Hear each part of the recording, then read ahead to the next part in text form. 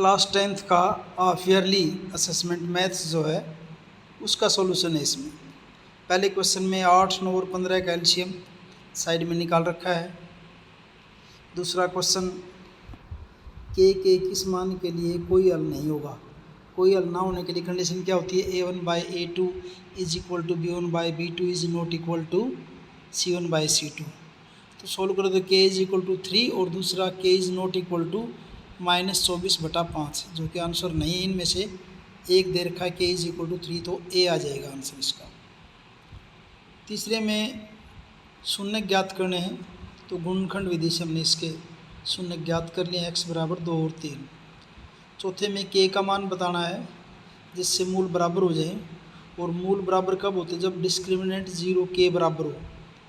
विविध कर वो b की 2 -4 ऐसी होता है, उसका हमने हल किया तो ये आ गया k की 2 -16, जिसको आगे सोल्व करने के बाद ये आता है +-4, तो आंसर बी हो जाएगा इसका।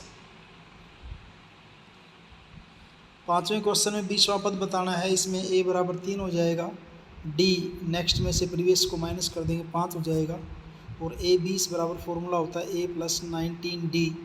a की वैल्यू रख दी, d की वैल्यू रख दी 98, इसका आंसर हो जाएगा। छठे में निम्नलिखित में से कौन सी संख्या किसी घटना की प्रायिकता नहीं हो सकती। प्रायिकता 0 या 1 या 0 और 1 के बीच में होती, माइनस वाली नहीं हो सकती, इसलिए सी आंसर हो जाएगा।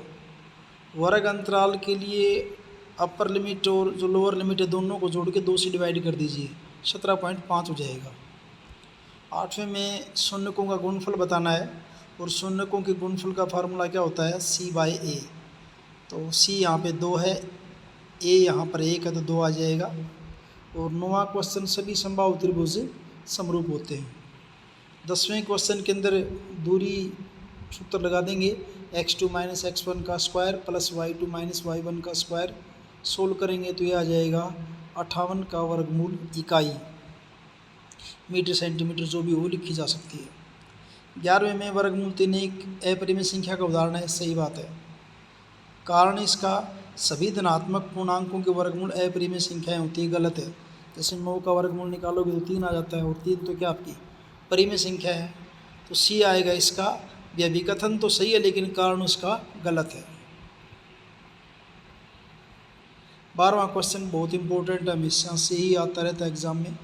इसका सॉल्यूशन यहाँ दे रखा है, इसको तो आप कर लेना। यहाँ वर्गमूल 5 आ जाएगा एग्जाम में, या वर्गमूल 2 आ जाए, या वर्गमूल 3 आ जाए, या वर्गमूल 7 आ जाए, ऐसा कुछ भी आ सकता है। बहुत इंपॉर्टेंट क्वेश्चन है फाइनल एग्जाम के लिए भी।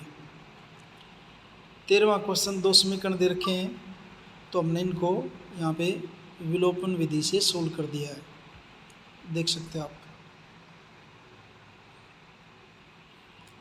नेक्स्ट आपका 14वां क्वेश्चन 5वें चैप्टर का, AP का तीसरा पद a + 2d बराबर 12 कर दिया। 10वां पद a + 9d बराबर 26 कर दिया। सोल्व किया दोनों को समीकरणों को, तो d बराबर 2 हो गया। d का मान रख के आपने a को ढूंढ लिया, 8 के बराबर है, और 20वां पद निकालना आपको, तो a 20 बराबर a + 19d। a की और d की वैल्यू रखी, आपको आंसर मिल गया है। 2 धनात्मक पूर्णांक ज्ञात कीजिए जिनके वर्गों का योग 365 है। पहला धनात्मक पूर्णांक x है, दूसरा x + 1 है, तो इनका वर्ग कर दिया। वर्ग करने के बाद द्विघात समीकरण बन गई, और गुणनखंड विधि से हमने x की वैल्यू फाइंड आउट कर ली। एक तो x बराबर -14 और दूसरा +13। तो -14 तो हो नहीं सकता, क्योंकि ऊपर स्टेटमेंट में ही कहा है कि धनात्मक पूर्णांक है, तो x बराबर 13 हो जाएगा पहला पूर्णांक, और दूसरा क्या हो जाएगा, 13 में 1 जोड़ देंगे 14 हो जाएगा। 16वां क्वेश्चन, वह अनुपात ज्ञात की जिसमें a 1 - 5 और b -4 5 को मिलाने वाला रेखाखंड x अक्ष से विभाजित होता है। अब जब भी आपको अनुपात निकालना हो तो पहले हम अनुपात को मान लेते हैं k/1, k अनुपात 1, और क्योंकि x अक्ष से विभाजित हो रहा है, इट मीन्स x की तो कुछ वैल्यू, लेकिन x अक्ष पर y की वैल्यू तो 0 हो जाएगी, यानी कि y का हमें पता है कितना, y कोऑर्डिनेट 0 आपका। तो y की वैल्यू निकाल लेंगे फॉर्मूला लगा के, m1y2 + m2y1 upon m1 + m2 = 0। यहाँ पे m1 k हो जाएगा और m2 1 हो जाएगा। सोल्व करेंगे तो k की वैल्यू 1 आ जाएगी, इसलिए अनुपात हो जाएगा 1:1। अब 52 पत्तों की जो ताश की गड्डी है उसमें से एक पत्ता निकालना है। प्रायिकता बतानी, हुक्म का पत्ता, लाल रंग का तस्वीर वाला पत्ता और पान का गुलाम। प्रायिकता कैसे निकालते होते हैं, उसके लिए फॉर्मूला अनुकूल परिणाम बटा कुल संभव परिणाम। पहले मैं पूछा हुक्म का पत्ता। अब ताश के खेल के अंदर 13 पत्ते हुक्म के, 13 पान के, 13 ईंट के और 13 चिड़ी के होते हैं। तो हुक्म के 13 पत्ते हैं। अनुकूल परिणाम कुल कितने हैं पत्ते, 52 है, तो 13/52 1/4 हो जाएगा। दूसरा पूछा है लाल रंग का तस्वीर वाला पत्ता। तस्वीर वाला पत्ता लाल रंग का, लाल रंग क्या है, पान और ईंट है। पान के अंदर गुलाम बेगम और बादशाह, ईंट के अंदर गुलाम बेगम और बादशाह, तस्वीर वाले 6 पत्ते हो गए। 6/52 काट के आ जाएगा आपका 3/26। और तीसरे पार्ट में पान का गुलाम, और पान का गुलाम तो एक ही होता है, इसलिए क्या हो जाएगा 1/52। नेक्स्ट जो क्वेश्चन 18वां, बहुत इंपॉर्टेंट क्वेश्चन है, जो फर्स्ट पार्ट से दे रखा है। इन दोनों में से आपको एक करना है एग्ज़ाम में, तो लेकिन करने आपको दोनों चाहिए ना, आने तो आपको दोनों चाहिए। तो पहला तो जो दे रखा है, सिद्ध कीजिए कि त्रिभुज की भुजा के समांतर अन्य दो भुजाओं को अलग अलग बिंदुओं पर प्रतिच्छेद करने वाली रेखा खींची जाए तो अन्य दो भुजाएं एक के अनुपात में विभाजित हो जाती हैं। ये यूं की यूं थ्योरम जो है प्रमेय आपकी एनसीईआरटी बुक में दे रखी है, बिल्कुल अच्छे से कर रखा, वहाँ से कर लेना उसको, तो आप डायरेक्ट वहीं से उतार लेना, समझ लेना उसको। और इम्पोर्टेंट भी बहुत एग्जाम के लिए।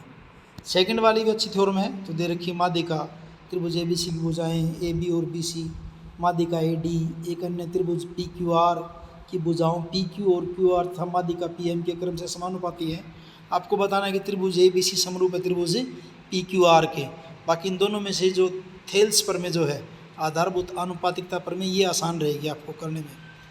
तो इस दूसरे पार्ट का आंसर यहाँ दे रखा है, ये यहाँ सोल्व कर रखा हमने। ये फिगर बना दी हैं, सिद्ध करना दिखा दिया। फिर ये प्रमाण है यहाँ पे आपका, इसमें पूरा सोल्व कर रखा है बहुत अच्छे से।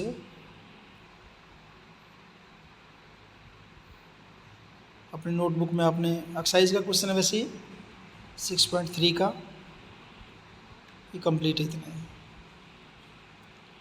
नेक्स्ट जो है बहुलक निकालने वाला इजी सा क्वेश्चन, जिसमें ये वर्ग अंतराल दे रखा और बहुलक दे रखा। बहुलक कहाँ से पता चलेगा आपको, सबसे पहले आपको फाइंड आउट करना होता है बारंबारता में जो मैक्सिमम आंकड़ा है।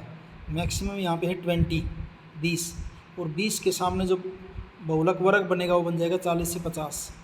अब 20 से ऊपर वाला जो 20 F1 बन जाएगी, इससे ऊपर वाली जो बारंबारता वो F0 हो जाएगी, और 20 से नेक्स्ट जो अगली जो वो क्या हो जाएगी F2 हो जाएगी। साइड में फॉर्मूला बहुलक का L + F1 - F0 upon 2F1 - F0 - F2 गुणा H। इसको सोल्व करोगे तो आंसर आपका हो जाएगा 44.7। ये करो या दूसरा ये दे रखा है, इन दोनों में से इस एग्ज़ाम में तो आपको एक ही करना है, बाकी आपको दोनों करने चाहिए। और ये एक्सरसाइज सबसे अच्छे वाली एक्सरसाइज है, जो थोड़े से बच्चे ठीक ठाक से होते हैं उनको पास कराने में और ठीक मार्क्स देने में बड़ी इजी चैप्टर रहता है। ये तो आपको आने ही चाहिए, माध्यक और बहुलक निकालने तो आपको आने ही चाहिए। तो माध्यक निकालने के लिए सबसे पहले तो CF संचयी बारंबारता कम्युलेटिव फ्रीक्वेंसी इस साइड में निकाल रखी है हमने 2, 5, 13 करके। तो यहाँ कुल जोड़ आ गया 30। अब 30 का ऑफ करेंगे क्या हो जाएगा 15 हो जाएगा। अब 15 कहाँ आ रहा है CF के अंदर, 19 के अंदर आ रहा है। तो माध्यक वर्ग हो जाएगा 55 से 60।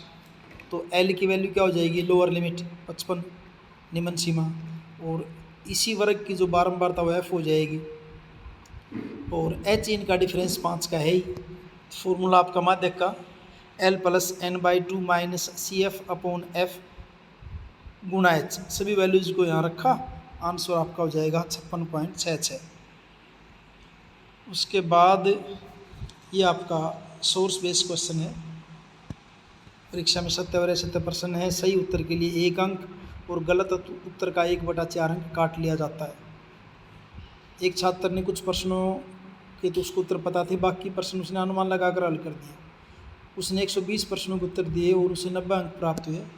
उसके बेस के ऊपर आपने क्वेश्चन के आंसर बताने हैं। पहला, यदि उसने उसके द्वारा अनुमान लगाकर पूछे कि सभी प्रश्न गलत थे तो कितने उत्तर प्रश्नों के सही उत्तर उसने दिए। तो यहाँ किया मैंने इसको सारे को क्वेश्चन आप देख रहे हैं। सही उत्तर मान लिया X है, गलत Y है, कुल अंक 90 प्राप्त हुए हैं, तो x माइनस 1/4, क्योंकि 1/4 अंक कट रहे हैं ना, और फिर इसको 4 से गुणा करके पहली इक्वेशन बन गई। x + y = 120 क्यों किया? क्योंकि कुल प्रश्न कितने 120 हैं। यहाँ से x की वैल्यू 96 आ गई है, x की वैल्यू को समीकरण में 1 में रखने पर y की वैल्यू 24 आ गई है। इट मीन्स सही प्रश्नों के उत्तर उसकी 96 है और गलत उसने कितने किए? 24 किए। अब दूसरे क्वेश्चन में सीधा पूछा था, जिसने जितने प्रश्नों का उसने गलत अनुमान लगाया, 24 का लगाया। नेक्स्ट केस में क्या है कि उसने अगर 80, क्वेश्चन देख लेते हैं एक बार, ये नेक्स्ट में ये था, ये यदि उसके द्वारा अनुमान लगाकर जितने भी प्रश्न पूछे गए सभी के उत्तर गलत थे तथा उसने 80 प्रश्नों के उत्तर सही दिए, 80 के सही दिए भी, तो उसे कितने अंक मिले? यहाँ आ जाएगा, देखिए 80 के उसने सही दिए हैं आंसर, ये वाला x + y कुल प्रश्न 120 हैं, x क्या 80 उसने सही है, तो y गलत कितने बच गए? फिर 40 बच गए। तो कुल अंक क्या बनेंगे उसके? 80 तो सही कर ही रखें, माइनस 40 के अंक काट दीजिए 1/4, तो 80 - 10 कितना हो जाएगा? 70 हो जाएगा। और चौथे पार्ट के अंदर जो क्वेश्चन है वो है आपका, यदि अनुमान लगाकर पूछे गए सभी प्रश्नों के उत्तर गलत थे, सारे गलत थे, अब ये नहीं बताया कि कितने करे थे उसने, और उसे 95 अंक प्राप्त हुए, उसने कितने प्रश्नों के उत्तर सही दिए, कितने के सही दिए? तो मान ली सही प्रश्न उसने x के, गलत प्रश्न y हैं, तो कुल अंक किसके? नीचे आ जाओ, ये सही उत्तर वाले x और गलत वाले y। पहली इक्वेशन तो ये हो जाएगी, x + y 120 तो है ही। दूसरा क्या क्या है कि 95 अंक प्राप्त हुए उसके, तो सही x है माइनस गलत के 1/4 करके 95, 4 से आर पार गुणा करके 4x - y = 380। इन दोनों समीकरणों को हल किया, x बराबर कितना हो गया आपका 100। तो इसका मतलब सही उत्तर वाले प्रश्न उसके कितने हैं? 100 है। इस ढंग से आपका ये पेपर कंप्लीट है। अच्छा लगा आपको, क्वेश्चन समझ आए हैं, लाइक कीजिए, अपने दोस्तों के साथ शेयर कीजिए, चैनल को सब्सक्राइब कीजिए। Thank you.